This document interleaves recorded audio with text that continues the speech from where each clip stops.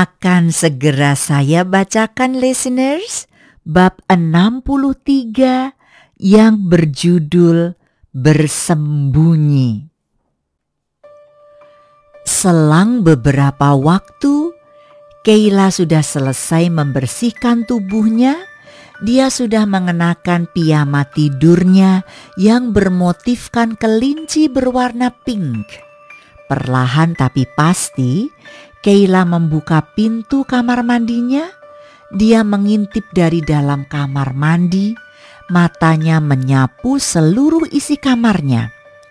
Terlihat dia menghembuskan nafas panjangnya, sembari terlihat senyum mulai mengembang di bibir mungilnya. Syukurlah, Dewi Keberuntungan sedang memberkatiku malam ini. Dia bahkan mengusir singa lapar itu dengan begitu mudahnya dari kamarku. Gumam Kayla sembari melangkah keluar dari kamar mandi. Gadis itu merasa lega karena melihat Martin sudah keluar dari kamarnya. Dia melangkah begitu santainya sembari menggosok pelan rambutnya dengan handuk putih yang dipegangnya. Rambutnya masih basah karena selesai keramas.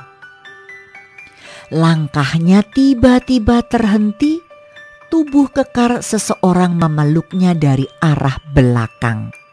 Mata Kayla seketika melotot setelah mendengar suara seorang pria yang ada di belakangnya itu.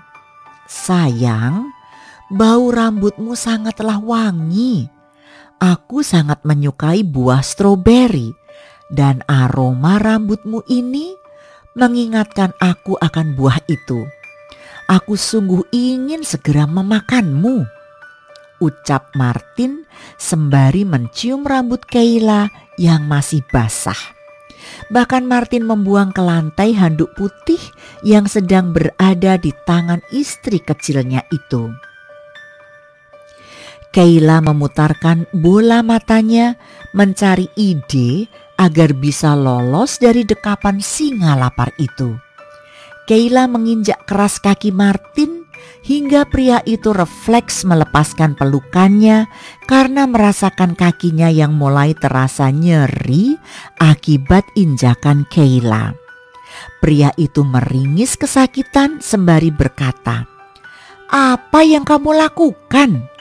Aku akan melaporkanmu pada polisi akan tindak KDRT, kekerasan dalam rumah tangga," goda Martin dengan wajah berlagak ganas.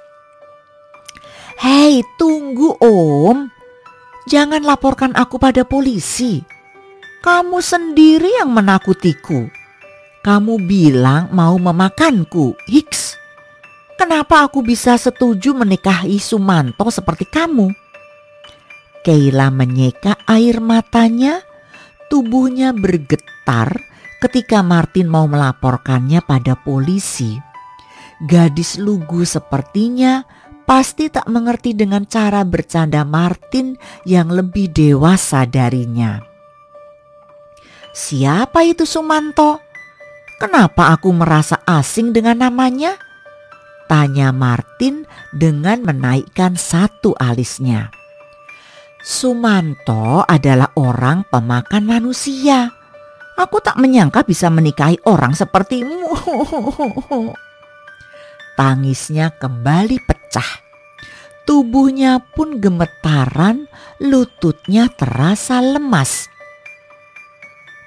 Martin mencoba menahan tawanya. Pria itu menggigit kedua bibirnya agar tak tertawa melihat kepolosan istri kecilnya itu. Dia memasang wajah sok angkuhnya, menatap Kayla yang terlihat menangis dan masih menjaga jarak dengannya. Martin melihat tubuh Kayla yang terlihat gemetaran karena ucapannya tadi.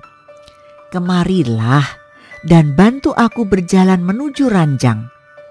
Kayla masih diam tak bergeming dari posisinya. "Jika kamu menolak, aku akan telepon polisi sekarang," ancam Martin sembari mengeluarkan ponselnya dari saku celananya. Ancaman itu berhasil. Kayla segera berjalan mendekatinya. "Sini aku bantu. Kamu tidak perlu lapor." "Dasar tukang ngadu," gerutu Kayla jengkel. "Aku hanya menginjak kakimu saja.